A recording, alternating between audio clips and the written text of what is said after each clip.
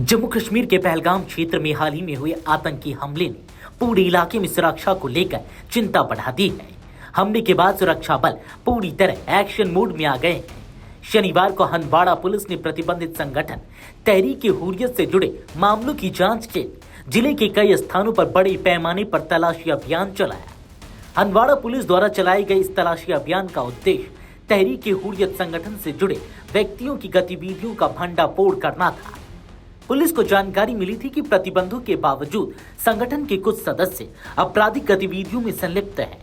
इसी आधार पर गैर कानूनी गतिविधियां अधिनियम यानी यूएपीए के तहत दर्ज एफआईआर के तहत छापेमारी की गई। यह ध्यान देने योग्य है कि केंद्र सरकार ने वर्ष 2023 में तहरीक-ए-हुर्रियत पर प्रतिबंध लगा दिया था। इस संगठन को देश विरोधी गतिविधियों में लिप्त पाया गया था, खासकर युवाओं को कट्टरपंथी बनाने और आतंकवादी नेटवर्क के साथ संपर्क बनाए रखने के आरोपों में हंदवाड़ा में की गई छापेमारी से पुलिस को कुछ महत्वपूर्ण सुराग भी मिले, जिनके आधार पर आगे की कार्रवाई की जा रही है। सिर्फ हंदवाड़ा ही नहीं, बल्कि पहलगाम आतंकी हमले के बाद सुरक्षा बलों ने जम्मू कश्मीर के अन्य हिस्सों में भी तलाशी अभियान तेज कर दिया है। अनंतनाग जिले में बड़े स्तर पर अभियान चलाया गया, जहां से अब तक लगभग 175 संदिग्धों को गिरफ्तार किया गया है। सभी गिरफ्तार लोगों से सुरक्षा एजेंसियां गहन पूछताछ कर रही हैं, ताकि हमले से जुड़े किसी भी प्रकार के नेटवर्क का पता लगाया जा सके। पूछताछ के दौरान कुछ संदिग्धों ने आतंकी संगठनों से संपर्क होने की जानकारी भी मिली है। हालांकि अधिकारियों ने इसकी आधिकारिक पुष्टि नहीं की है। प्रशासन ने स्पष्ट किया है कि देश की सुरक्षा और कानून व्यवस्था बनाए रखने के लिए तलाशी और गिरफ्तारी जैसे प्रयास लगातार जारी रहेंगे। वहीं दूसरी ओर जम्मू कश्मीर के सीमावर्ती गांवों और कस्बों में भी हालात तेजी से बदल रहे हैं। पहलगाम हमले के बाद लोगों में सतर्कता बढ़ गई है। हमले से बचाव के लिए बनाए गए बंकरों को लोग अब फिर से साफ कर सजा रहे हैं।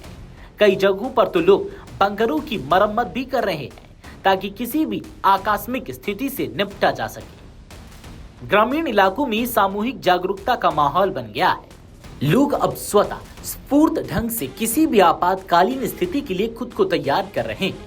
हालांकि भय का वातावरण नहीं है, लेकिन सतर्कता चरम पर है। स्थानीय लोगों ने बताया कि वे सेना और पुलिस के निर्देशों का पालन कर रहे हैं और किसी भी संदिग्ध गतिविधि की जानकारी तुरंत अधिकारियों को दे रहे हैं।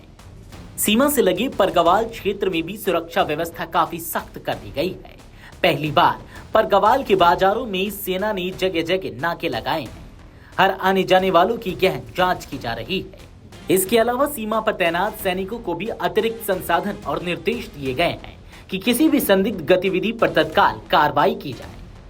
सेना के अधिकारियों के अनुसार यह कदम केवल एहतियातन उठाया गया है, ताकि किसी भी तरह के खतरे को समय रहते टाला जा सके। इस दौरान सेना के जवानों ने स्थानीय लोगों से भी संवाद बढ़ाया है और उन्हें सुरक्षा से जुड़े उपायों के प्रति जागरूक किया जा रहा है। राज्य के विभिन्न हिस्सों में ग्राम सुरक्षा समितियां वीडीसी भी फिर से सक्रिय हो गई हैं। ये समितियां गांव में सुरक्षा की पहली पंक्ति के रूप में कार्य कर रही हैं।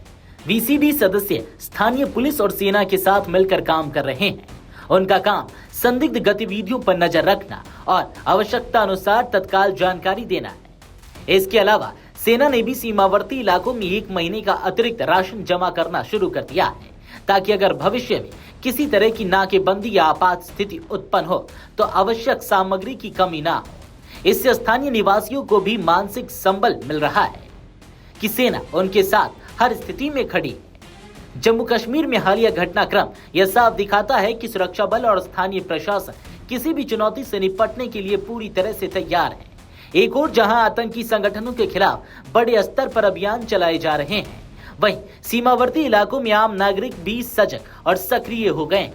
पहलगाम जैसे हमलों को रोकने के लिए सरकार और सेना का यह समन्वित प्रयास आने वाले समय में आतंकवाद के खिलाफ लड़ाई में अहम साबित होगा। Video desk amarujala.com। अगर आप ये वीडियो YouTube पर देख रहे हैं तो हमारे चैनल को सब्सक्राइब कर बेल आइकन दबाएं और Facebook पर देख रहे हैं तो हमारे पेज को लाइक करें। 8 मिलियन प्लस सब्सक्राइबर, आपके इस भरोसे के लिए बहुत धन्यवाद।